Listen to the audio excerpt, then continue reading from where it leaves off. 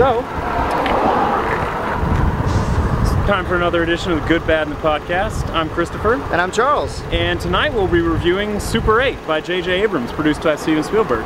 Yeah, that's the key there, produced by Steven Spielberg. That is, in fact, the key. How much was this movie a Spielberg knockoff? This was a Spielberg movie directed by J.J. Abrams. So, before we go too far, let's talk about the movie. So, the movie was about this group of kids that like to make Super 8 home movies, zombie movies and stuff like that. And the main guy directing was named Charles. I felt like this was kind of an autobiography of me. Sure. This is me in the 80s, you know, so. Sure, it was. Although this movie was in the 70s, I think, but. Late 70s. They never specified, but anyway, they're making an 8mm home movie, zombie movie, and they accidentally record a train wreck that, you know, the Air Force was transporting something from Area 51. And something. It was the monster from Cloverfield. Well, this is a prequel to Cloverfield. Continue though.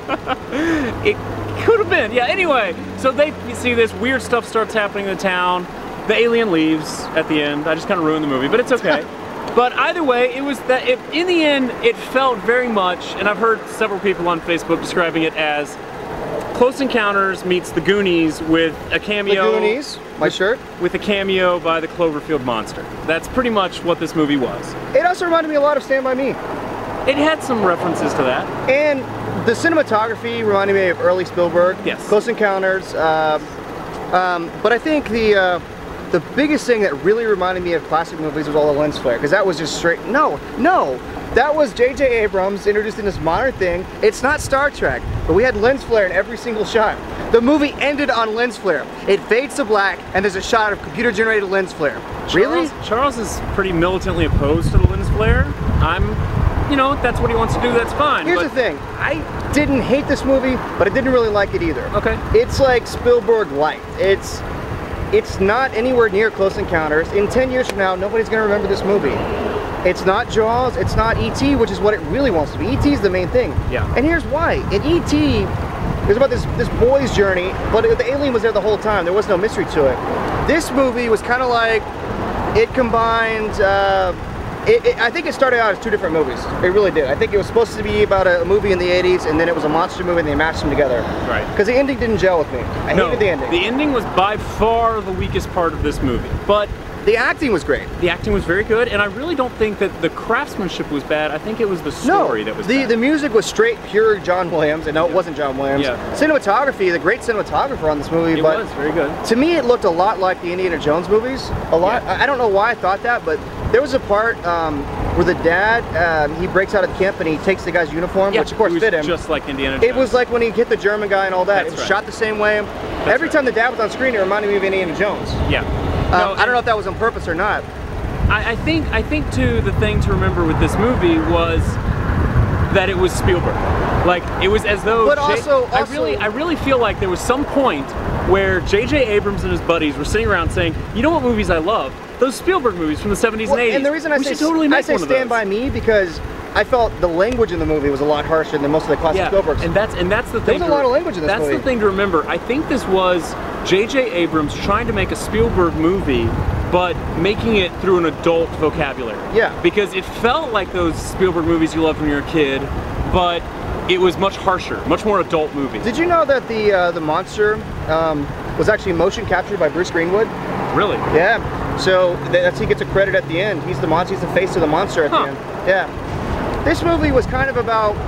I don't know. Like, the ending of it really bugged me. The whole letting go thing. It's all about letting go, and it's so his piece is the last piece to let this monster go.